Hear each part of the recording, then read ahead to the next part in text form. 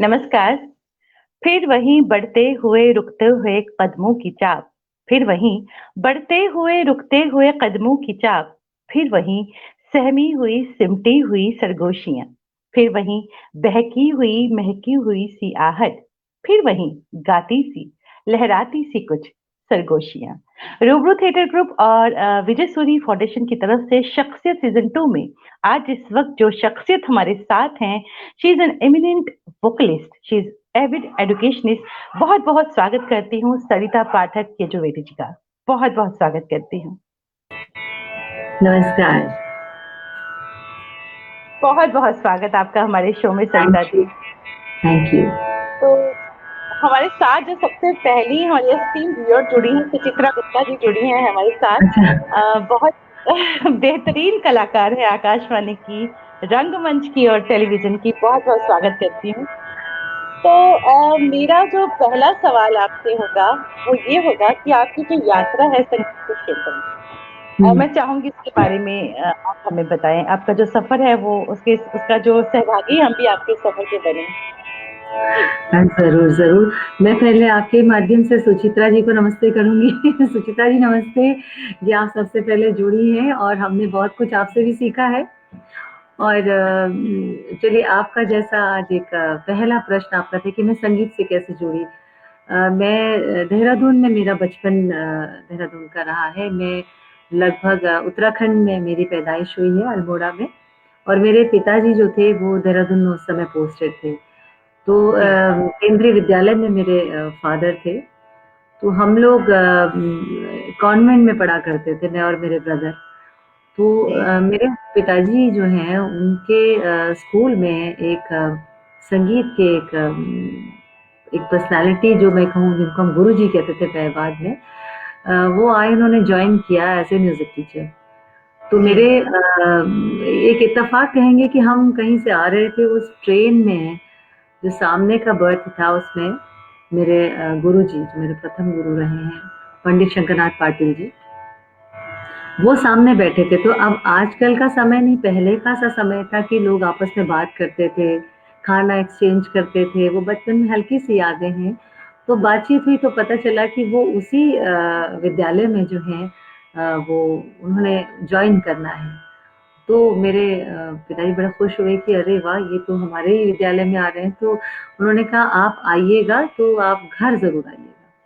तो पहले एक बड़ा ये एक बड़ा अच्छा तरीका होता था कि कोई भी जब दूसरे शहर आता था तो उसको कई दिनों तक जो है अपना खाना नहीं बनाना पड़ता था। वो हर जगह इनवाइटेड रहता था कि आपका नाश्ता यहाँ, लंच इधर। तो मेरे गुरुजी जो बाद में मेरे गुरु बने, तो उनको हम पिताजी ने घर बुलाया। तो मैं बहुत छोटी थी और नटखट बहुत थी। तो उन्होंने मुझसे ऐसे ही कहा कि अच्छा तुम कुछ गाना सुनो। तो एक गीत उन दिनों में सुना करती थी, राधा ना बोले ना बोले ना बोले रे। तो शायद मुझे उसका मीनिंग भी नहीं पता था। मैं राधा ना बोले रे, अब राधा ना बोले रे, मुझे राधा ना एक शब्द सुनाई देता था। तो मैं वैसे ही गाती थी। तो गुरुजी ने सुना और उन्होंने मेरे फादर से कहा कि भी इसके अंदर म्यूजिक के वो बात है कि इसकी आवाज संगीत के लिए, तो इसको आप गाना जरूर सुनाइएगा, सिखाइएगा। तो ये कहा तो मेरे फादर इतने इंस्पायर हुए कि उन्होंने मुझे वो कॉन्वेंट स्कूल छुड़वा कर मुझे केंद्रीय विद्यालय ज्वाइन करवा दिया। तो मेरी यहाँ पे शिक्षा आरंभ हुई संगीत की, कि स्कूल के बाद गुरुजी सिखाया करते थे। और वो धारवाड़ से थे, लेकिन देहरादून में क्योंकि पोस्टेड थे तो उन्होंने परंपरागत शुरू करा। जी। तो ये मैं तब आप लगाइए पहली क्लास में थी, और पहली से मैं फोर्थ क्लास तक मैंने सीखा। उसके बाद दिल्ली तबादला हो गया मेरे फादर का, तो दिल्ली में हम लोग आए। और क्लासिकल म्यूजिक जो उस समय थोड़ा एक गुरुजी ने एक यहाँ की एक नींव रखी थी, वो बिल्कुल रुक गई। और लगभग 12th क्लास तक मैं सिर्फ स्कूल के कोयर में गाना या एक्टिविटीज में पार्टिसिपेट करना, लेकिन कोई संगीत नहीं मेरे उसमें था। मैं ह्यूमैनिटीज की स्टूडेंट थी और हिस्ट्री मेरा बड़ा पसंदीदा विषय था। तो 12वीं पास करने के बाद मैंने history honours Daulat Ram college में एडमिशन लिया। लेकिन संगीत का जो अंदर एक था कि मुझे म्यूजिक करना है, तो मुझे मेरे गुरुजी का ही पत्र आया कि तुम दिल्ली में पता करो, एक संगीत संकाय है वहां पर, और नहीं तो मैं बीएचयू में तुम्हारे लिए ट्राई करता हूँ कि तुम बीएचयू, क्योंकि संगीत तुमको करना है। तो यहाँ पता किया तो मैं ये कहूँगी कुछ बहुत कोशिश नहीं की, लेकिन क्योंकि दौलत राम कॉलेज में एडमिशन ले चुकी थी तो उसके प्रोस्पेक्टस में लिखा था म्यूजिक ऑनर्स। तो मैंने वहाँ पर माइग्रेशन जो है अपना सब्जेक्ट का करा लिया, पूरे दिनों हिस्ट्री क्लास अटेंड की। तो ऐसे म्यूजिक का एक सिलसिला शुरू हुआ जो एकेडमिक्स के मामले में। दूसरी तरफ गुरु की खोज हुई, क्योंकि ये लगा कि मैंने तो सीखा नहीं है, बहुत बचपन में सीखा तो बहुत कुछ भूल गई थी, तो कुछ चीज़ें मुझे मालूम नहीं थी कि मुझे गुरु की तलाश थी। और उस समय मुझे थोड़े समय के बाद मुझे विदुषी श्रीमती सुलोचना बृहस्पति जी के बारे में पता चला। मैं खुद उनके पास गई और मैंने कहा कि मुझे आपसे गाना सीखना है। तो उन्होंने कहा क्यों सीखना है? तो मैंने कहा मुझे गाना अच्छा लगता है। तो उनकी शिष्यता में मैंने संगीत की जो ये कहें कि गुरु शिष्य परंपरा की तालीम जो है वो लेने आरंभ की। और कुछ संगीत में कैसे शिक्षा ली जाती है, क्या तहसीब है, क्या अदब है, मुझे कुछ नहीं पता था। तो मैं बिल्कुल रॉ थी उस समय। उनके साथ विद्यार्थी जीवन में संगीत सीखते सीखते बहुत चीज़ें सीखी, बहुत लोगों से मिली, बहुत लोगों को देखा नज़दीक से, ऐसे कलाकारों को देखा जो कि मैं सिर्फ सुनती थी, या उस समय टेलीविज़न भी बहुत नहीं होता था, तो टीवी पर इनको देखते थे। तो वो किसी प्रोग्राम में गए तो हम देखते रह जाते थे कि अच्छा इनको तो हमने वहाँ देखा। तो ऐसे संगीत की यात्रा शुरू हुई, जो कब बहुत सीरियस हो गई और कब मेरा करियर इस पे बनता चला गया मुझे खुद भी उसका एहसास नहीं हुआ। बस ये था कि मैं गाना बहुत पसंद करती थी और शास्त्रीय संगीत मुझे बेहद पसंद था। तो ऐसी मेरी यात्रा जो है आरंभ हुई और वो चलती चली गई। क्या बात, बहुत खूबसूरत जर्नी। और कुछ चीजें डिजाइंड होती हैं जो आपने ऊपर वाले ने लिखा होता है वो आपने करना होता है वो और बहुत से एस्टीम्ड व्यूअर्स हमारे साथ जुड़ चुके हैं। मुनी लोन साहब मुंबई से हमारे साथ जुड़ चुके हैं, बहुत बहुत स्वागत। हरप्रीत कौर साहब, हरप्रीत कौर जी हमारे साथ जुड़ी हैं। देवी शर्मा जी हमारे साथ जुड़े हैं, बेहतरीन फिल्म मेकर हैं, सिनेमाटोग्राफर हैं, बहुत बहुत स्वागत करती हूँ। सरला मेहता जी, डॉक्टर सरला मेहता हमारे साथ जुड़ी हैं, बेहतरीन डॉक्टर तो है ही, बेहतरीन कलाकार हैं वो आकाशवाणी की, बहुत बहुत स्वागत। उमा चंदोला जी हमारे साथ जुड़ी हैं, स्वागत करती हूँ। नीलिमा कुमार हमारे साथ जुड़ी हैं, स्वागत करती हूँ। श्याम सुंदर जी मुंबई से हमारे साथ जुड़े हैं, बेहतरीन रंगकर्मी हैं, टेलीविजन से रंगमंच से सिनेमा से उनका नाता, बहुत स्वागत। अमनदीप कौर जी हमारे साथ जुड़े हैं, बहुत बहुत स्वागत करते हैं। यूनुस वारसी साहब हमारे साथ जुड़े हैं, बहुत शुक्रिया हमारे साथ जुड़ने के लिए। अशोक भौमिक जी हमारे साथ जुड़े हैं, बहुत बहुत शुक्रिया हमारे साथ जुड़ने के लिए। जितने भी एस्टीम्ड व्यूअर्स हमारे साथ जुड़े हैं उन सभी का मैं शुक्रिया करती हूँ। आचार्य जीतू सिंह हमारे साथ जुड़ी हैं, बहुत बहुत स्वागत करती हूँ। हमें जितने भी एस्टीम्ड व्यूअर्स हमारे साथ जुड़े हैं, मैं ये आपसे जानना चाहूंगी कि आपकी जो इंस्पिरेशन की अगर हम बात करें संगीत के क्षेत्र में, आप अपना अपना प्रेरणा स्रोत, अपनी इंस्पिरेशन किसको मानती हैं? अपनी इंस्पिरेशन संगीत के क्षेत्र की आप बात कर रहे हैं? जी बिल्कुल। देखिए, संगीत के क्षेत्र में मैं अपनी इंस्पिरेशन अपनी गुरु को मानती हूँ, विदुषी श्रीमती सुलोचना जी को। एक इत्तेफाक मेरे साथ ये रहा है कि मैं जब उनकी स्टूडेंट भी नहीं थी, तो मेरी एक आदत थी कि मैं सुबह कॉलेज जाने से पहले थोड़ा बहुत मम्मी को हेल्प कर दिया करती थी। तो मेरा आकाशवाणी जो रेडियो चलता था उसके साथ मेरा टाइम टेबल चलता था कि 6 बजे ये होगा, 6:30 बजे ये होगा। तो समाचारों के बाद शास्त्रीय संगीत का कार्यक्रम आता था, तो मैं कार्यक्रम सुन के उसको डायरी में लिखती थी कि आज मैंने किसको सुना और क्या राग सुना और कौन कलाकार थे, तबले पे कौन थी, ये मैं डायरी में लिखा करती थी। और आप मानेंगे कि ये इत्तेफाक कहूँ या ईश्वर की ऐसी कृपा कहूँ कि आखिरी दिन जो मैंने वो लिखा था, उसके बाद शायद मैंने वो डायरी कभी लिखी नहीं, उसमें था कि विदुषी श्रीमती सुलोचना बृहस्पति, और उन्होंने राग जौनपुरी गाया था। और वो लिखने के बाद कुछ ऐसा हुआ कि मैं लिख ही नहीं पाई उसके आगे किसी भी आर्टिस्ट का नाम। ये ऐसा नहीं कि जानबूझ के नहीं लिखा, लेकिन ऐसा हुआ। और उसके बाद कुछ महीनों में मैं उनके सामने थी। तो ये ईश्वर की कृपा ही कहूँगी। मैंने अपने गुरु को जैसे देखा है, विद्यार्थी जब मैं बीए सेकेंड ईयर में थी तब से उनसे जुड़ी हूँ। 87 की बात है ये। और मैंने उनको देखा है कि वो किसी भी परिस्थिति में उन्होंने अपना रियाज कभी नहीं छोड़ा। उन्होंने कोई, वो कहती है कि इफ एंड बट नहीं है इसमें। तो ये बात मैंने उनसे ली है। और उनसे मैंने जो आचार्य जी के बारे में सुना कि वो कहते थे कि no, there is no no in my dictionary. तो नो डिक्शनरी में नहीं है, ये उनकी बातें सिर्फ सुनी है मैंने, और उनके बारे में जो पढ़ा, जो जाना, तो वो मेरे लिए अपने आप एक बहुत बड़ा इंस्पिरेशन है। और जो मैं उनको देखती हूँ, वो किसी भी परिस्थिति में कुछ भी हो, अपना तानपुरा लेके वो गाना जरूर गाएंगी। और जब वो दूसरी बात, जब वो शिक्षा देती है, हम लोग को देती थी या किसी भी शिष्य को, उन्होंने कभी कुछ नहीं छुपाया। कभी उन्होंने ये नहीं कहा कि ये बंदिश इसको नहीं आनी चाहिए, या ये राग सिखा रहे हैं तो जो पलटे हैं ये हम इसको ना बताएं। जैसे कि नॉर्मली होता भी था कि आपको सुनने की भी आज्ञा नहीं होती थी, या आपको बताया नहीं जाता था ये रहस्य रागों का क्या है, भोपाली और मालकोस का क्या आपस में संबंध है, बताएंगे नहीं। मारवा और क्या कहते हैं, भोपाली का क्या संबंध है, तो ये कोई बताने वाला नहीं। ये उन्होंने बड़ा वो मतलब गाते गाते वो बताती थी सहज भाव से, और इंडिपेंडेंट करती थी स्टूडेंट को डे वन से, कि आप मुझ पे निर्भर नहीं, अपनी सोच बढ़ाओ। तो मेरे जीवन में इससे बड़ा संगीत के क्षेत्र में कोई दूसरा इंस्पायर करने वाला व्यक्ति नहीं है।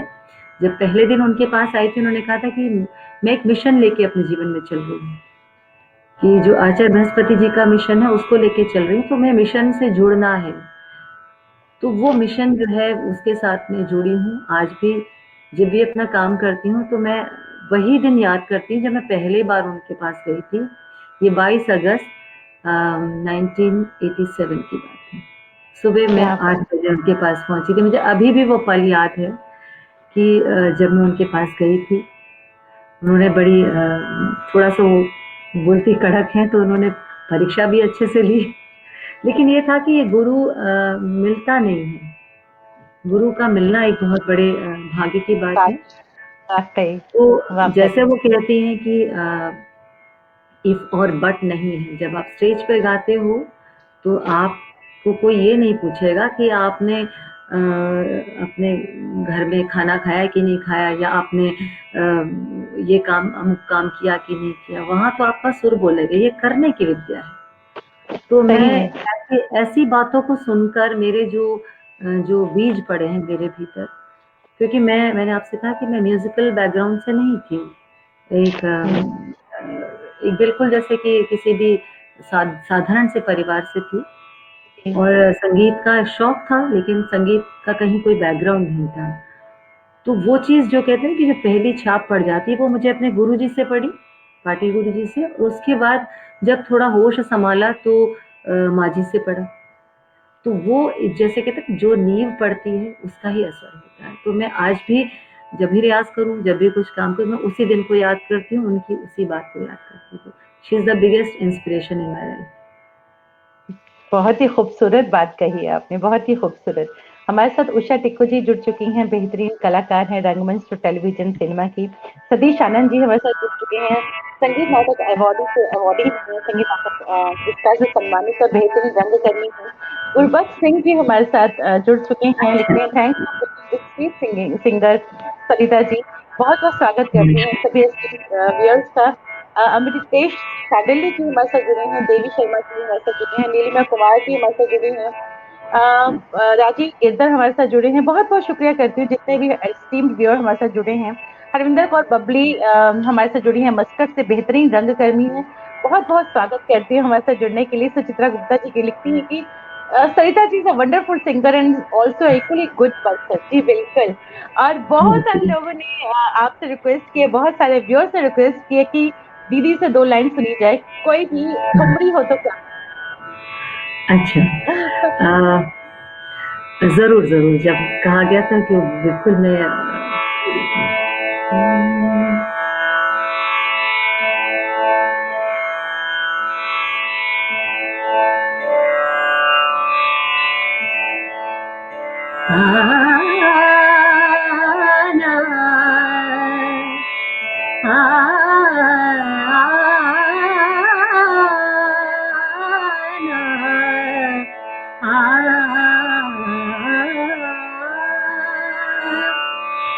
मुझे इस समय एक दादरा जो है वो ध्यान में आ रहा है, तो पहले वही सुनाते हैं। जइयो तो जइयो विलमा माता लइयो रे, जइयो तो जइयो विलमा माता लइयो रे, जइयो तो जइयो राजा परदेसवा मेरा मत जइयो रे, जइयो तो जइयो बिलमा माता लइयो रे, जइयो तो जइयो तुमार छला बला कहा जानो बारे सैया, तुमार छला बला कहा जानो बारे सैया, काहू के जदुआ भरम मत अयो रे, जइयो तो जइयो, जइयो तो जइयो तो जइयो विलमा माता लइयो रे, जइयो तो जइयो। बहुत खूबसूरत, बहुत खूबसूरत, बहुत खूबसूरत। हरिंदर कौर बब्बू जी लिखती हैं कि बहुत खूबसूरत मैसेज लिखती हैं, बहुत प्यारी है। सुचित्रा जी डॉक्टर सरला मेहता लिखती हैं खूबसूरत गायकी, वाकई बहुत खूबसूरत, बहुत ही बहुत शुक्रिया। मालविका जोशी जी हमारे साथ जुड़ी हैं, कवित्री हैं और हमारे आकाशवाणी नाटकों से जुड़ी हैं, लिखती हैं क्या बात है सरिता जी, इतने दिनों के बाद। बहुत बहुत धन्यवाद आप सभी लोगों का, बहुत बहुत धन्यवाद। मैं आपसे ये जानना चाहती हूँ, घरानों की बात करें, क्या कहेंगी? घराने जो है बहुत महत्वपूर्ण उन्होंने भूमिका अदा की है। आज जो हमारे सामने जो संगीत जो बचाकर आज हमारे सामने है, उसको बचाने में, उसके संरक्षण में घरानों का बहुत बड़ा योगदान है। क्योंकि ये तब की बात मैं कहूँ कि जब दिल्ली जो है वहाँ से सत्ता छीनी जा रही थी अंग्रेजों के द्वारा, तो उसके बाद अवध गए आर्टिस्ट, और अवध में भी जब 1857 में जिस समय प्रथम स्वतंत्रता संग्राम के अंतर्गत उस नवाब वाजिद अली शाह को उनका पतन हुआ, तो वहां से आर्टिस्ट और जगह चले गए। तो इसीलिए हम कहते हैं कि दिल्ली उजड़ा तो अवध बसा, और अवध उजड़ा तो रामपुर बसा, या ग्वालियर बसा, या आगरा बसा, और अन्य घराने। तो ये घराने जो हैं ये उस समय जब डेवलप हुए, डेवलप तो पहले से, घराना का अर्थ ही एक स्टाइल कहूंगी मैं, एक शैली का विकास हुआ। ये एक अलग अलग जगहों पर ये कलाकार लोग एकत्रित हो गए और अपनी कला को जो है वहां पर उन्होंने बढ़ाना शुरू किया। तो इसका मतलब एक पर्टिकुलर जगह पर एक स्टाइल जो है वो पनपा, और गुरु शिष्य परंपरा में ही ये स्टाइल जो है आगे बढ़ा। और घराना जैसे कहते हैं कि जब 3 पीढ़ियां एक स्टाइल को अडॉप्ट करती हैं, धरोहर के रूप में आगे लेकर जाती हैं, तब वो मिनिमम एटलीस्ट 3 पीढ़ियां होनी चाहिए, तो वो घराना कहलाती हैं। और गुरु शिष्य परंपरा घराने में खूब पल्लवित हुई, खूब आगे बढ़ी। गुरु शिष्य परंपरा में भी चाहे वो पिता पुत्र का रिलेशन हो, चाहे वो दामाद और ससुर का रिलेशन हो, चाहे वो शिष्य और गुरु का रिलेशन हो, सबको जो है इसी परंपरा के अंतर्गत ही, इसी तहजीब के अंतर्गत ही शिक्षा लेनी होती थी। चाहे वो पिता हो लेकिन वो गुरु है उस समय, तो रिलेशनशिप वो कहीं पीछे था। और ये जो एक खूबसूरत सा एक संबंध था गुरु और शिष्य का, जी। ये वहाँ पर आगे बढ़ा। तो घराने ने इस परंपरा को आगे बढ़ाने में अपना बहुत योगदान दिया है और इसीलिए अलग-अलग जो शैलियाँ बनी, चाहे हम उसको कहें ग्वालियर घराना, रामपुर हम्म। घराना या किराना घराना या आगरा घराना, तो सभी में आप देखिए कि अपनी-अपनी एक खुशबू है हर घराने की और वहाँ का आर्टिस्ट उस खुशबू को लेकर जो है आगे बढ़ता है और आगे फैलाता है उसको। क्या बात, ये क्या घर खूबसूरत आपने कहा। आपने घरानों पे भी कुछ काम किया है, म्यूजिकल घरानों पे, जी, अगर इफ आई एम नॉट जी। रॉन्ग। जी, मैं चाहूंगी उसके बारे में जरूर बताएं। घराना जो है वैसे मैं आपको बता दूँ मुझे आज याद आ रहा है कि घराना जब मैं पढ़ती थी, तो मेरा सबसे वीक पॉइंट था कि जहाँ घराने के ऊपर किसी ने पूछा तो मैं कन्फ्यूज़ हो जाती थी कि मुझसे आर्टिस्टों के नाम नहीं याद होते थे, कि इस जी। घराने में महमूद खां है, तो उस घराने में भी कोई महमूद खां है, तो डिफ़रेंस क्या है? तो बहुत मुश्किल होती थी।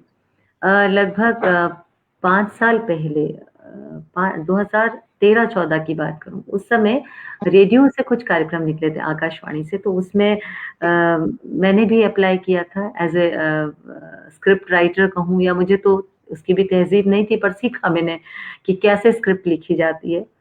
तो एक कार्यक्रम ऐसे बना था, उसमें था घरानों के हिंदुस्तानी शास्त्रीय संगीत के उत्कर्ष केंद्र।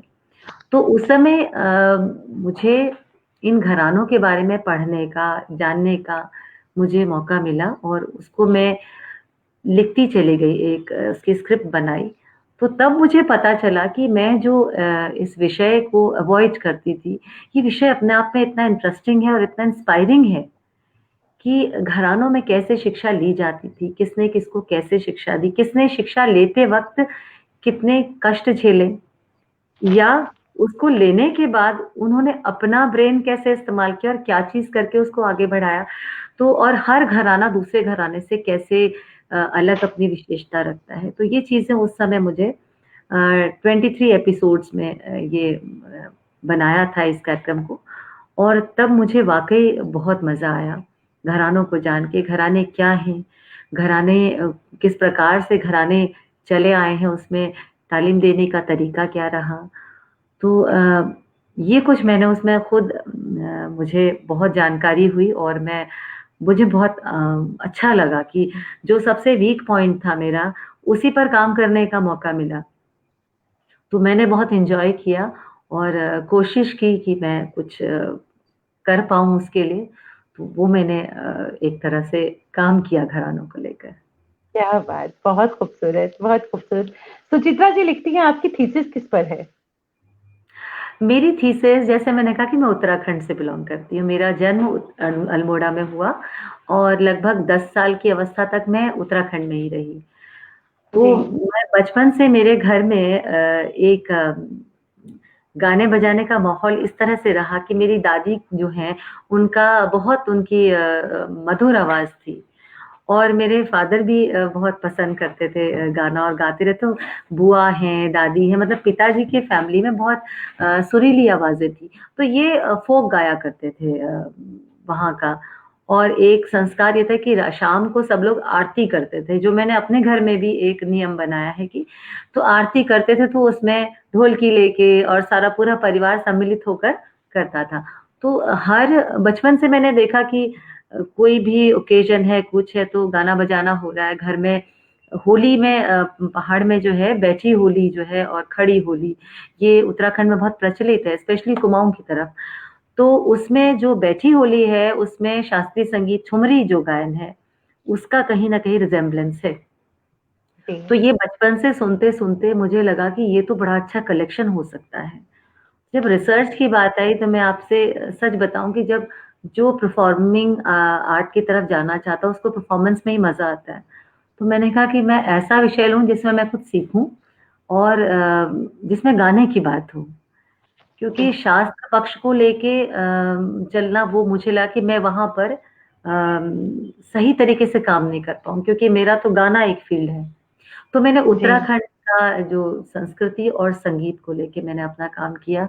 जो बुआ जी से, जो अपनी माँ से, जो अपनी दादी से गाने सुने थे, उनको मैंने स्वरलिपिबद्ध किया और उसमें मैंने ये एक तरह से जाना कि इसमें राग क्या है, मैंने राग की दृष्टि से उसको देखा कि राग क्या है। और इसमें एक बहुत अच्छे आर्टिस्ट हुए हैं राही जी उत्तराखंड के, उनसे भी मैंने काफ़ी फ़ोक सुना वहाँ का।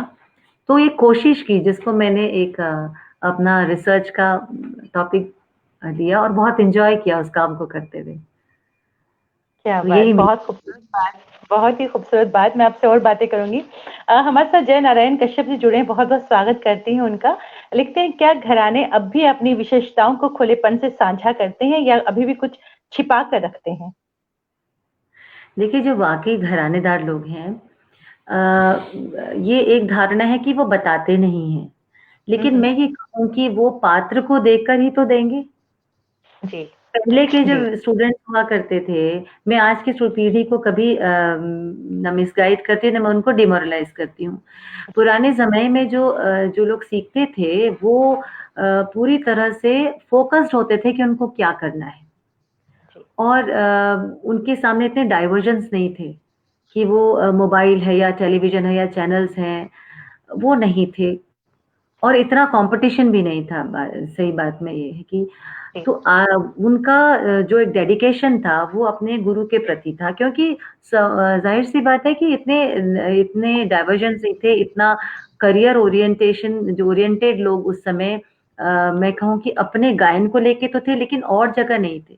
आजकल का एक माहौल चेंज भी हो गया है, मैं युवा पीढ़ी को इसका दोष नहीं दूँगी, क्योंकि खुद का सर्वाइवल बहुत मुश्किल हो गया है। और उसके लिए युवा पीढ़ी बहुत कम उम्र से वो चिंतित हो जाते हैं कि हम आगे सर्वाइव कैसे करें।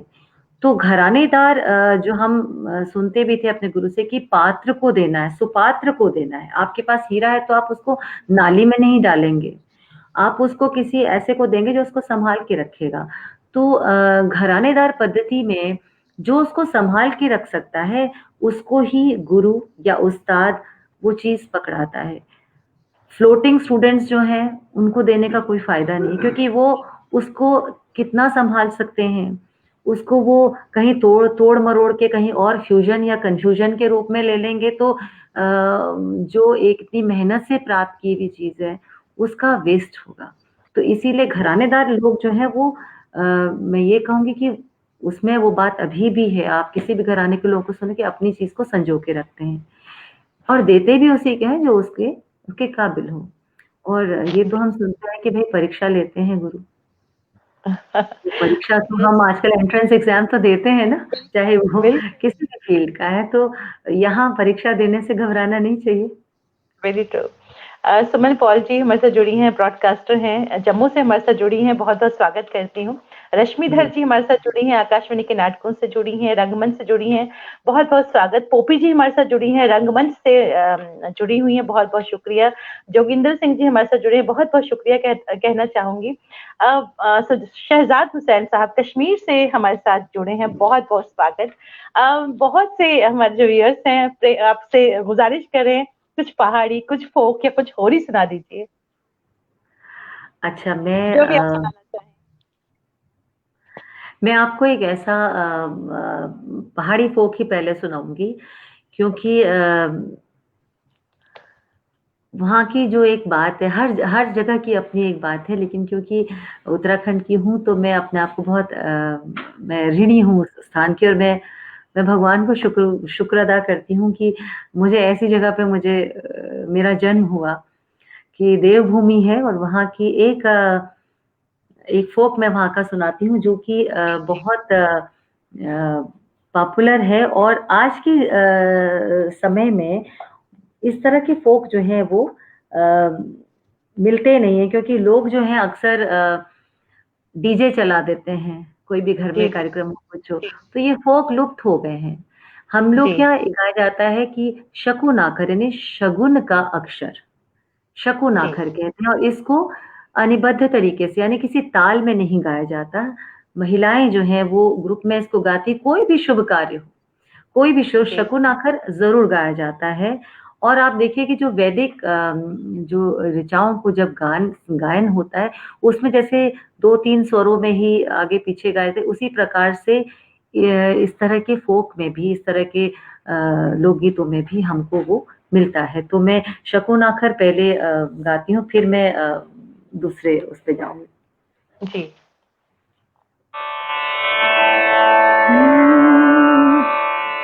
शकुना दे, शकुना दे, काजये अतिनी को सोरंगीलो पाटल आचल कमल कुपुल सोई फूल मोलावंत गणेश रामी चंद्र लक्ष्मण जीवा जन्म आद्यावरु होय सोई पाटो पैरी रेणा सिद्धि बुद्धि सीता देही बहुरानी आयुवंती पुत्रवंती होया। तो एक तरह से ये जो गीत है शकुन आखर, इसमें इस तरह के गीतों में जब गाते हैं, जहाँ रामी चंद्र लक्ष्मण गाते, तो उसके बाद परिवार के सदस्यों के नाम जोड़े जाते हैं। जैसे किसी का नाम जगदीश चंद्र है, पूरन चंद्र है, गिरीश चंद्र है, और फिर बहुओं के नाम, उनकी पत्नियों के नाम जोड़े जाते हैं कि सीता देही और उमा देही या सुशीला देवी, इस प्रकार से नाम जोड़े जाते हैं। और पूरे एक तरह से हम जब बचपन में सुनते थे तो मुझे लगता था ये तो गीत है और इसमें मेरी मम्मी का नाम कैसे आया, मेरे पापा का नाम कैसे आया। तो बड़े होकर समझ में आया कि ये नाम ऐसे आया। जिस भी घर में जो भी मंगल कार्य हो रहा होता है तो उसको उस मंगल कार्य में परिवार के सदस्यों का नाम जोड़ा जाता है।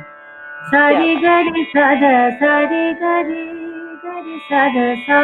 आप देखिए इन्हीं में ये लोकगीत है, इन्हीं स्वरों में जा रहा है। सारे गरे साधा, सारे गरे साधा सा। और वैसे राग के हिसाब से सारे गा पद सा पद पद रे गरे साधा साधा सा कलना परे सजन बिन मेरो कल ना परे। तो शिवरंजनी के जो राग शिवरंजनी के जो स्वर हैं वो इसमें मिलते हैं। तो कहीं ना कहीं रागों की जो जड़ें हैं, कुछ राग हैं वो इन्हीं फोक सॉन्ग से आए हैं। और ये फोक सॉन्ग, इस तरह के फोक सॉन्ग कहीं ना कहीं जो साम गान कहें या ऋचाओं का गान कहें तो उनसे कहीं ना कहीं और रही बात होली की बात कही तो मैं बिरज में होली कैसे खेलूंगी मैं सांवरिया के संग, बिरज में होली कैसे खेलूंगी मैं सांवरिया के संग। अबीर उड़ता गुलाल उड़ता उड़ते सातों रंग, सखीरी भर पिचकारी सन्मुख मारी सखियां हो गई दंग, बिरज में होली कैसे खेलूंगी मैं सांवरिया के संग। तो कहते हैं कि मध्यकालीन भारत में कुछ वैष्णव लोग जो हैं यहाँ पर मथुरा वृंदावन से जो है ये पहाड़ की तरफ गए और वो अपने साथ जो है ब्रज की हूरियाँ, ब्रज का जो एक संस्कृति है उसको लेकर गए, और साथ ही साथ बहुत से राग रागिनियाँ भी गई।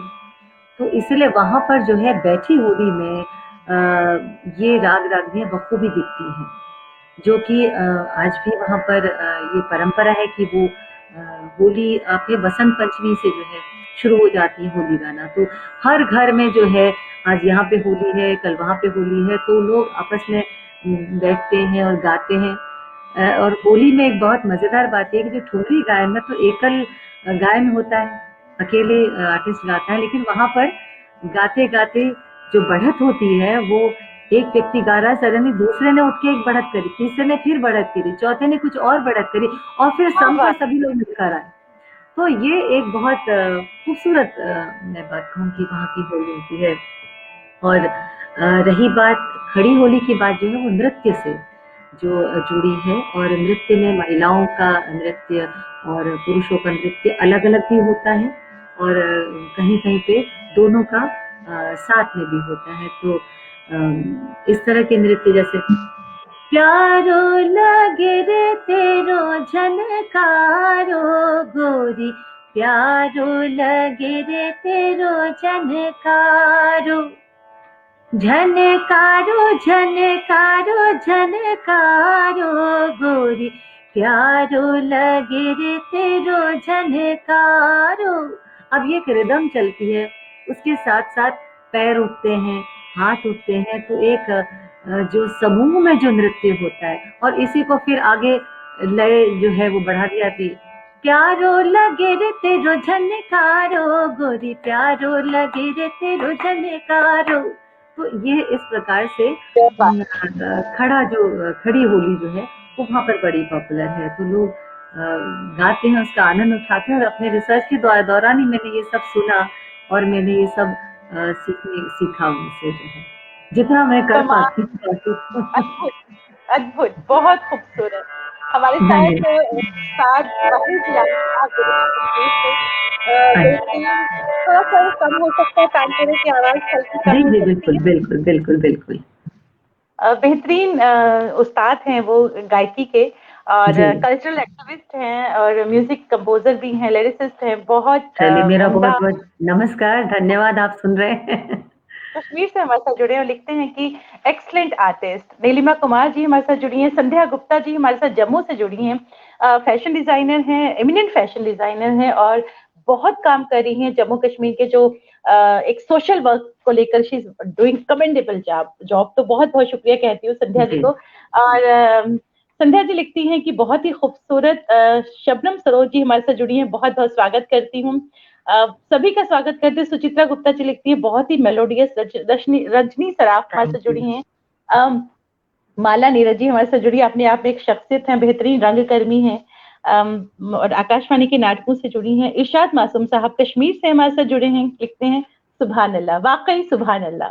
आप सभी का धन्यवाद। आप सभी का धन्यवाद, आप सुन रहे हैं। वाकई जी, वाकई बहुत ही खूबसूरत। प्रतिमा कनन जी हमारे साथ जुड़ी हैं, बेहतरीन कलाकार हैं, सिनेमा की, रंगमंच की और टेलीविजन की बेहतरीन कलाकार हैं, हमारे साथ जुड़ी हैं। बहुत बहुत शुक्रिया लिखती हैं, बहुत ही खूबसूरत आवाज आपकी।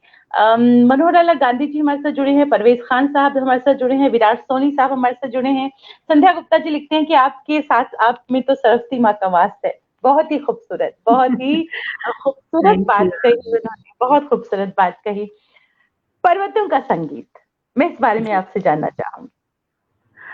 पर्वतों का संगीत मैंने जैसे कहा कि मैं बचपन से सुन रही थी, हम्म, और क्योंकि वो एक एक जो नींव पड़ती है बचपन से, पहली उम्र से लेके 10 साल, मैं 10 साल की थी जब मैं दिल्ली आई थी, तो वो जी कहीं मेरा मेरा जो वो प्रेम कहिए या एक लगाव मेरा जो पहाड़ से है, वो इस कदर था कि मुझे लगा कि मैं कुछ मुझे करना चाहिए इसके लिए। तो बहुत एक मौका मिला था मुझे 2006-7 में कि मैं जी 9 सीरीज़ का एक जो है आकाशवाणी के लिए कुछ एक बनाऊँ। तो मैंने टॉपिक दिया था उत्तराखंड के पर्वतों का संगीत। और इसमें देखिए मुझे नाटक का तो कोई अनुभव नहीं है, लेकिन मुझे लगा कि इसको इंटरेस्टिंग कैसे बनाया जाए, जो कि एक जैसे जो पहाड़ के लोग नहीं हैं, जो और प्रांतों के लोग हैं, उनको भी पता चले कि भई यहाँ पे क्या है, यहाँ का कल्चर क्या है। तो मैंने उसको एक ड्रामेटाइज़ किया कि एक बुज़ुर्ग महिला है और उससे एक एक सूत्र की तरह मैंने उनको लिया और एक व्यक्ति जा रहे हैं और वो उनसे उन्होंने बात की और वो बता रही हैं कि यहाँ पर उत्तराखंड का ये कल्चर है और उसको एक रमा पांडे जी थी रेडियो में काम करती रमा पांडे जी को मैंने कहा कि मुझे एक्सेंट भी वो चाहिए क्योंकि वहाँ के लोग जब हिंदी बोलते हैं तो ऐसे आपके मेरे जैसे नहीं बोलते वो कहेंगे कहाँ को जा रहे थे इधर हो रहा था वो कहने का जो एक उच्चारण जो है वो भी फर्क है ऐसा ही ठहरा फिर ऐसा ही होने वाला ठहरा पहाड़ में ये जो एक्सेंट है ना मैंने कहा रमा जी मुझे ये चाहिए मुझे आप क्योंकि आप यदि वहाँ के एक महिला का किरदार आप निभा रही हैं, तो मुझे वो बोली भी मुझे हिंदी वहाँ की भाषा में हिंदी जैसे हम कहेंगे कोई बंगाल से कोई व्यक्ति है, हिंदी बोलेगा तो उसमें कहीं बंगाल की खुशबू होगी, एक टच होगा। तो मैंने कहा मुझे उत्तराखंड का टच चाहिए उसमें जो आपकी बोलने में। तो उन्होंने बड़े खूबसूरत तरीके से एक नारायण सिंह जी उनके साथ थे, इन दोनों को दिया था और मैंने इसी बहाने से उत्तराखंड के जो फ़ोक थे, जैसे मैंने आपको शकुन आखर बताया या एक हमारे यहाँ बहुत जब जनेऊ संस्कार होता है तो उस समय एक ये ट्रेडिशन है कि जनेऊ संस्कार करते हुए बेटे को काशी पढ़ने के लिए भेजते हैं।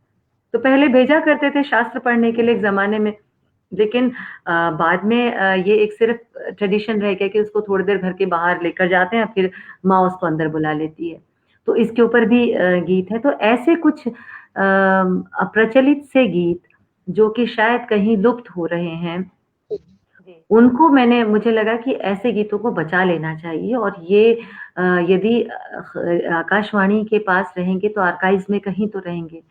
कभी तो कोई उनको सुना और उसको एक प्रिज़र्व रहेगा एक तरह से। तो मुझे जो मौका मिला मैंने इसके 9 एपिसोड्स में पर्वतों का संगीत जो है ये दिया, जिसमें मैंने लगभग सभी चाहे वो नृत्य गीत हैं, चाहे वो खेती करते हुए गीत हैं, जैसे एक बहुत सुंदर-सा गीत है ओए होए हिट ओ दीदी ओए होए हिट ओ भुला हिट हो बैना घस कटना आचार डाना हिट अरे आपार डाना हिट ओ दीदी यानी घास काटने के लिए जाना है दीदी भुला दीदी मतलब बड़ी बहन भुला जो छोटी बहन है या छोटा भाई है चलो घास काट के आते सामने वाले पर्वत के जंगल में तो जो जंगल है उसको सामने जो पहाड़ पे छोटा जंगल वहां पर घास काट के आते तो वो कहते हरी हरी राई ओ दीदी हरी हरी मेथी मेरे कनन है सकया पहाड़ी खेती हिट ओ दीदी होए होए हिट ओ भुला हिट हो बैना घस कटना आपार डाना हिट ओ दीदी तो ये बड़ा खूबसूरत सा एक जो रोजमर्रा की जिंदगी है उसका उस ज़िंदगी का यहाँ पर बड़ा खूबसूरत वर्णन किया गया है कि हरी-हरी राई जो वहाँ पे एक सब्ज़ी होती है, राई और मेथी कि ये तो ठीक है लेकिन मेरे से भई पहाड़ी खेती नहीं हो पाती है। वो कहती नहीं, नहीं तुम चलो, ये नहीं मेरे से नहीं होती। तो ये एक जो डायलॉग यहाँ पर है, तो ऐसे गीतों को हम सुनते हैं। तो जब मैंने क्लासिकल सीखा जब माली से राग रागनियों की जानकारी मिली तो मैंने देखा कि दुर्गा राग पहाड़ में बहुत पॉपुलर है। महिषमर्दिनी देवी दुर्गे भवानी महिषमर्दिनी देवी दुर्गे भवानी असुरनाशिनी माई गुणगान खानी महिषमर्दिनी देवी दुर्गे भवानी तो रागों की दृष्टि से देखा जाए सारे मामा सारे मा पद साद पमरे रे पमरे द सा तो सखी मोरी झूम झूम अब ये बंदिश तो बहुत पॉपुलर है सखी मोरी झूम झूम। तो ऐसी बंदिशों को मैं सुनती थी, और जब ऐसे गीतों को सुनती थी तो मुझे लगता था कि इसमें स्वर क्या है। तो उन स्वरों के हिसाब से मैंने देखा कि दुर्गा बहुत पॉपुलर है, देस राग वहाँ बहुत पॉपुलर है, वृंदावनी सारंग, मतलब देस राग के जो है ऐसे लोकगीत जो देश से मिलते हैं। जैसे एक बहुत देखिए फिलॉसफी कितनी अच्छी है इन लोकगीतों में, जैसे है कि जब मनुष्य, ये कहा था कि जैसे ऋतुएं बार बार घूम फिर कर आती हैं, ऐसे ही जीवन है कि मनुष्य जो है आज जो जी लेगा वो पल चला जाएगा, वो जीवन में बार बार नहीं आएगा। तो ऐसे जो गीतों में इस तरह की फिलॉसफी है, तो मतलब आज के पल को जी लेना चाहिए, ऐसी फिलॉसफी भी इन गीतों में है। तो मैंने देखा कि उसमें तो ये राग देश पूरा झलकता है। जैसे मैं एक छोटा उदाहरण देती हूँ। नि सा रे म रे नि सा, नि सा रे म प नि सा रे नि द प ध म ग रे ग नि सा। ऋतुवेगे हेरी फेरी यो गरमारी तुगे यो दिनायु मसा विपलटिनी हो नवे जो भागी जिया लबे पुनारी तू सुना लबे यो दिना यो मसा विपलटिनी हो नवे। तो यहाँ पर जब मैंने स्वर देखे तो नि सा रे म प नि सा रे नि द प ध म ग रे ग नि सा। घन बीजुरी खेले मैं तो खेली, घन बीजुरी खेले। तो इस तरह की बंदिशें, ये रागों का जो खूबसूरत जो रागों का बनाव है, कहीं ना कहीं इन लोकगीतों से जुड़ा है। तो जहाँ एक तरफ मैं पहाड़ी लोकगीतों को सीख रही थी, वहां पर जब क्लासिकल राग सीखा तो मुझे ये लगा कि मैं इनका एक कंपैरेटिव एक स्टडी करूं, तो मुझे मेरी जानकारी में इजाफा होगा, मुझे खुद चीजें पता चलेंगी, नई नई चीजें, और मैंने इसको पूरा भरपूर एंजॉय किया। तो राग रागनियां जो है कहीं ना कहीं इनकी जड़ें जो है लोकगीतों में है, और उन्हीं में एक्सपेरिमेंट हुए हैं और नए नए राग सामने आए हैं। तो इस तरीके से दो चीजें प्राप्त हुई, तो लोक संगीत की भी जानकारी हुई और शास्त्रीय संगीत, जिसको कि मैंने आगे अपना प्रोफेशन बनाया। तो उसमें भी मुझे गुरु कृपा से जो कुछ भी प्रसाद मिला, तो मैं आज उसी को गाती हूँ, जो कुछ है उसी का प्रसाद मानती हूँ। बहुत ही खूबसूरत, यूं को छू लिया आपने, ये जरूर कहूँ।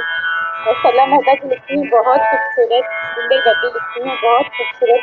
रजनीश बग्गा जी जो खुद गायक है लिखते हैं बहुत ही खूबसूरत। चंद्रा गुप्ता जी लिखती हैं कि बहुत बहुत शुक्रिया इतना खूबसूरत सुनाने के लिए। इरशाद मास्टर जी कश्मीर से लिखते हैं यकीनन बहुत ही आनंद आ रहा है वाकई। बस ऋतु तिवारी लिखती हैं बहुत ही खूबसूरत, वाकई बहुत खूबसूरत। डॉक्टर सरला मेहता लिखती हैं बहुत खूबसूरत। और संध्या जी लिखती है कि आपकी आवाज को सुनकर आत्मा में शांति सी मिल रही है, वाकई रूह को सुकून सा मिल रहा है आपकी गायकी को सुनकर, वाकई। सुचित्रा जी लिखती है विच इज योर फेवरेट राग और रागाज, कौन सा फेवरेट आपका राग है? राग देखिए, फेवरेट तो मेरा दो तीन है। एक कुछ कुछ राग ऐसे हैं, जैसे मारू बिहाग मुझे बहुत पसंद है, अलैया बिलावल मुझे बहुत पसंद है, तोड़ी मुझे बहुत पसंद है, और भोपाली बहुत पसंद है मुझे राग। जब मैं स्टूडेंट थी तो मैं अलैया बिलावल बहुत गाया करती थी, क्योंकि ये बहुत वक्र राग है, टेढ़ा मेढ़ा राग है। लेकिन जैसे मेरे गुरु ने सिखाया मुझे, ये राग इतना अच्छा लगता था, और मैं हर जगह यही गाया करती थी। तो मारू बिहाग जो है, रागों को मेरी गुरु ने जो मुझे सिखाया, उन्होंने कहा रागों को समझ कर कीजिए, रागों को पहले समझिए कि रागों में राग भी जीवंत हैं। तो उसमें जैसे हम कोई भी राग गाते हैं तो उसमें हम सवाल और जवाब, दो बैलेंसिंग, जैसे हमारी दो आंखें, दो कान, ऐसे राग में भी जो है बैलेंस के लिए सवाल जवाब है। तो समझकर उन्होंने सिखाया। तो राग देश है, बागेश्वरी मुझे बहुत पसंद है और मालकोस बहुत पसंद है, तो दरबारी बहुत अच्छा लगता है, बिलास खानी तोड़ी मुझे बहुत पसंद है। हर राग की एक अपनी अलग बात है। जब रागों को गाने बैठते हैं तो लगातार एक राग को कई दिन गाते हैं तो लगता है कि कुछ संतोष मिला। और मैं ये बिल्कुल नहीं कहूँगी कि मुझे कुछ आता है, मुझे तो अभी कुछ भी नहीं आता। मैं तो खुद एक विद्यार्थी हूँ, कोशिश करती हूँ और समझकर कोशिश करती हूँ ताकि पहले खुद का उसका आनंद ले सकूँ। और जो कुछ भी हूँ मैं अपने पेरेंट्स को, अपने गुरुओं को ही समर्पित करती हूँ कि उनका ही एक उनकी मेहनत है जो यहाँ तक मैं पहुँची हूँ। मेरी कोई अपनी शख्सियत नहीं, उनके ही द्वारा गढ़ी गई हूँ। और वो जो एक मिशन मुझे मेरे गुरु ने दिया है, उसी को लेके आगे बढ़ती हूँ, आगे कर रही हूँ और विद्यार्थियों को भी सिखाने की कोशिश करती हूँ। चलते चलते ये गुजारिश जरूर करूंगी क्योंकि सुचित्रा जी भी लिखती हैं कि जो आपके फेवरेट राग है उनमें से कुछ थोड़ा सा जरूर सुना दीजिए। जरूर। मैं बागेश्वरी राग जो है, जिसको बागेश्वरी कहा जाता है, वाक की ईश्वरी, वाणी की देवी भगवती सरस्वती के नाम से ये राग है। इसकी एक बंदिश मैं गाती हूँ जो कि आचार्य बृहस्पति जी की बंदिश है। और इस बंदिश की खूबसूरती ये है कि ये बंदिश विलंबित ख्याल के रूप में भी गाई जा सकती है और द्रुत ख्याल के रूप में भी गाई जा सकती है। तो इसके बोल भी बहुत सुंदर है।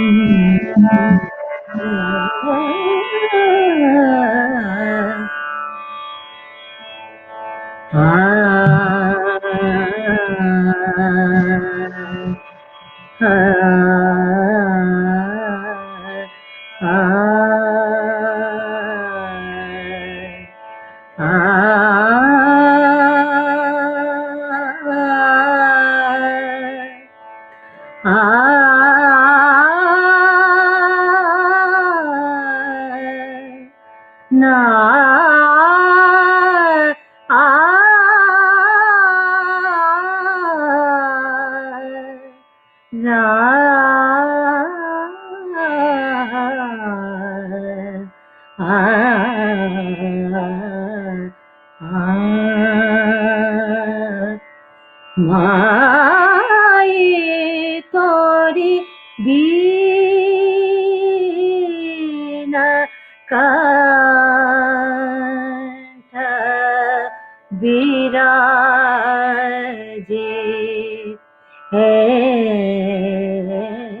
ऐसी दया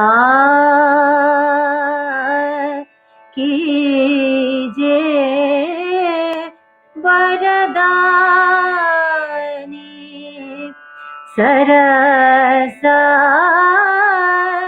राग उपजे महारानी, हे माए तोरी बीना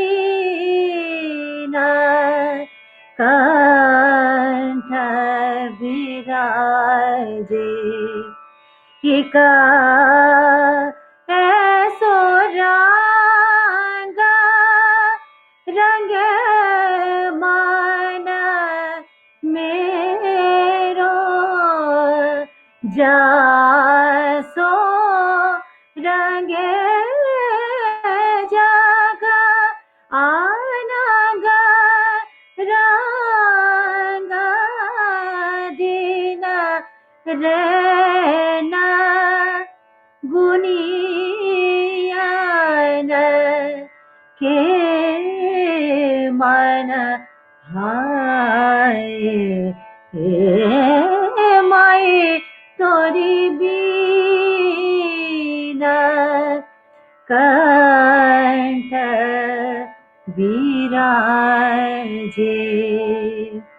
तो ये साहित्य की दृष्टि से भी और संगीत की दृष्टि से भी ये एक बहुत खूबसूरत बंदिश है, क्योंकि हमें जिस परंपरा से सिखाया गया है, मुझे उसमें ये ज़रूर इस बात पर ध्यान दिया गया कि साहित्य जो आप गा रहे हैं उसका अर्थ पहले जानिए कि आप क्या गा रहे हैं। सिर्फ ये नहीं कि शास्त्रीय संगीत गा रहे हैं तो आकार में या आलापचारी करके या तान गाकर ही आप उसका विस्तार करें। आप जो शब्दों का जो गहन है, उसका जो अर्थ है, उसका जो भाव है, उसको जो श्रोतागण हैं उनको भी समझ में आना चाहिए कि आप क्या कह रहे हैं, तो वो उसका आनंद जो है वो पूरी तरह से उठा पाएंगे। अब इसमें जो भाव है, माई तोरी बीन कंठ बिराजे।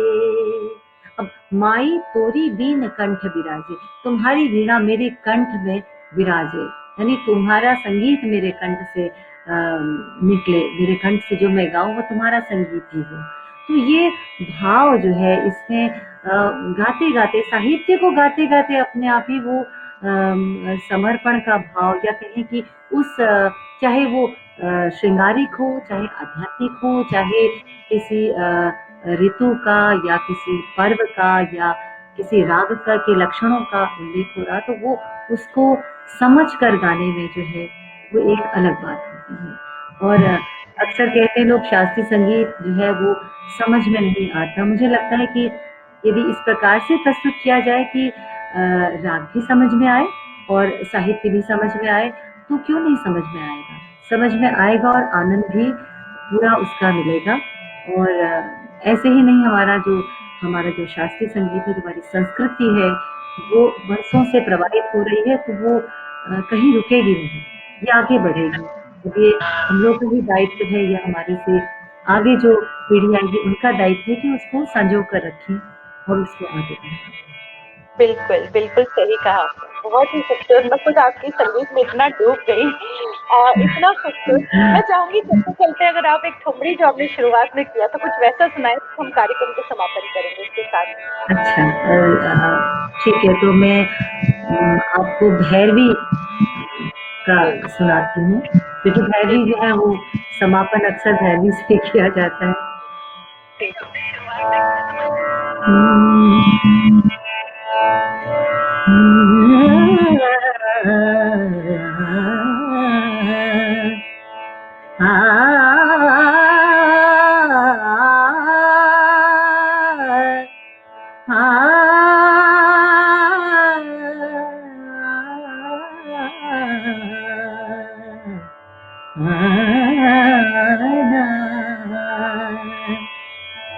मोरा मन हरा लीनो श्याम श्याम, मोरा मन हरा लीनो श्याम श्याम,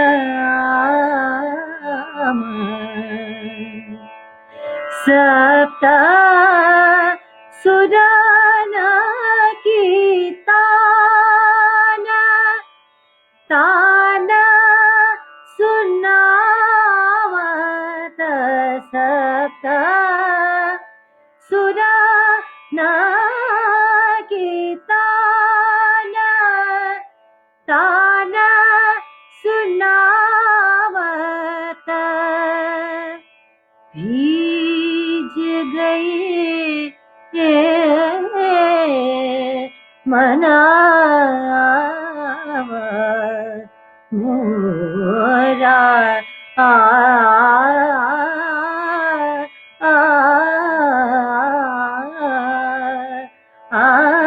मन मोरा मन हरली नो श्याम श्याम श्याम। श्याम श्याम हे श्याम मोरा मन मोरा मन मोरा मन हरलीनो हर्ष आम मोरा मन मोरा मन हर मोरा मन मोरा मन मोरा मन हरलीनो हरलीनो हरलीनो मोरा मन हरलीनो श्याम श्याम हे श्याम। तो भैरवी से ही इसका समापन अपने गायन का करूंगी और उम्मीद रखती हूँ कि आप सबको अच्छा लगा होगा। जो त्रुटियां हैं उसके लिए क्षमा चाहूंगी। आप सभी ने बहुत धैर्यपूर्वक सुना और मुझे आप सभी की ब्लेसिंग्स मिली, तो मैं आपका बहुत बहुत धन्यवाद करती हूँ। मैं तो सरिता जी बिल्कुल जिस तरह से बहुत सारे व्यूअर्स हमारे लिख रहे हैं कि डूब गए। संध्या गुप्ता जी जम्मू से लिखते हैं कि आपका संगीत उनके रोम रोम में बस गया। लिखती हूँ मेरा प्रणाम स्वीकार। हरविंदर कौर बबली के लिखती हैं कि मेरे बस तो वक्त को रोक दूं आज। थोड़ा सा ऐसा हो सकता है ये आवाज जी जी। वो लिखते हैं मेरा बस चले तो वक्त को रोक लूं आज। सरिता जी को लाइव सुनते रहे। बहुत ही खूबसूरत सरिता जी, मेरे तो आंसू निकल गए। इतना खूबसूरत अंदर तक चला गया, मैं क्या कहूँ। लेकिन मैं अगर जिस तरह से हमारे सब व्यूअर्स दिख रहे हैं मोस्टली, और अगर गुजारिश हो, हमारे एक प्रोग्राम होता है म्यूजिकल इवनिंग जो क्लासिकल बेस्ड होता है, अगर आपके पास वक्त तो मैं आपको उसमें जरूर इन्वाइट करना चाहूंगी और हम चाहेंगे हम आपको सुने। Peace to our ears. ये हमारा हर सैटरडे को होता है। जरूर जरूर। Thank you thank you. हम लोग फिर से इतना खूबसूरत जो आपने रूह को छू लिया आपकी आवाज में, इससे ज्यादा मैं कुछ नहीं कह सकती। मेरे तो आंसू निकल गए जब आप गा रही थी। क्या कहूँ, ये मेरे गुरु का, ये मैं अपने गुरु को इसका श्रेय देती हूँ कि उनका परिश्रम है और उनकी मेहनत है। मैं तो कुछ भी नहीं, मैं अपने गुरुओं को, दोनों गुरुओं को प्रणाम करती हूँ कि अभी भी मैं जब आपके सामने गाती हूँ तो मुझे उन दोनों का ही चेहरा याद आता है कि वो जिस कदर उन्होंने मुझे तालीम दी है, और मैं हमेशा उनके लिए नतमस्तक हूँ। अद्भुत था। मैं जरूर चाहूंगी कि आप एक बार फिर से हमारी म्यूजिकल इवनिंग में जरूर आए। हमारा सौभाग्य होगा ये कि आपको फिर से सुनना। Thank you so much. बहुत दिल से, रूह से आपका शुक्रिया कहना चाहूंगी। बहुत बहुत शुक्रिया सरिता जी। बहुत आप सभी का बहुत धन्यवाद। बहुत शुक्रिया, बहुत शुक्रिया। हमारे साथ जितने भी व्यूअर्स जुड़े हैं, it was a blissful evening उनको सुनना, क्योंकि संगीत, कोई भी परफॉर्मिंग आर्ट तो इबादत होता है। और मेरी यही कोशिश होगी कि सरिता जी को हम म्यूजिकल, हमारा जो सैटरडे हर शनिवार के म्यूजिकल इवनिंग होता है उसमें भी मैं उनको जरूर लाऊं और हम उनको एक बार फिर से सुने। बेहतरीन सिंगर, वाकई बेहतरीन सिंगर। तो शख्सियत का अगला अंक कल शाम को 7 बजे, जिसमें हमारे साथ जुड़ेंगे रंगकर्मी हैं, आकाश नाटकों से जुड़े हुए हैं, लेखक हैं, टेलीविजन और सिनेमा से जुड़े हुए बेहतरीन रंगकर्मी हैं, धर्मेंद्र गुप्ता जी कल हमारे साथ जुड़ेंगे कल शाम को 7 बजे। तो रहिएगा हमारे साथ, उनकी जर्नी से भी हम रूबरू होंगे और एक बार फिर से हम लोग सुनेंगे कि क्या कला का जो रास्ता है वो कितना मुश्किल है। देखने में बहुत आसान लगता है, लेकिन इसके पीछे कितनी मेहनत होती है, कितनी लगन होती है, कितनी पेशेंस की जरूरत होती है, तब एक कलाकार एक मकाम हासिल करता है। तो कल एक बार फिर से शख्सियत के एक अंक में, जो अगला अंक है उसमें रहिएगा हमारे साथ। रूबू थिएटर और विजयसूरी फाउंडेशन की तरफ से शख्सियत सीजन 2 में हमारे जो अगले कलाकार होंगे, शख्सियत होंगे, कल शाम को 7 बजे। आपका रहना इसलिए लाजमी क्योंकि आपके रहने से हमें एक बहुत सुकून, एक बहुत स्ट्रेंथ, एक हौसला अफजाई मिलती है हमसे, जो आप हमारी हौसला अफजाई करते हैं। तो बहुत बहुत शुक्रिया कहना चाहूंगी हमारे साथ जुड़ने के लिए, हमारी हौसला अफजाई करने के लिए। और मिलते हैं कल शाम को 7 बजे। तब तक के लिए नमस्कार और शुभ रात्रि।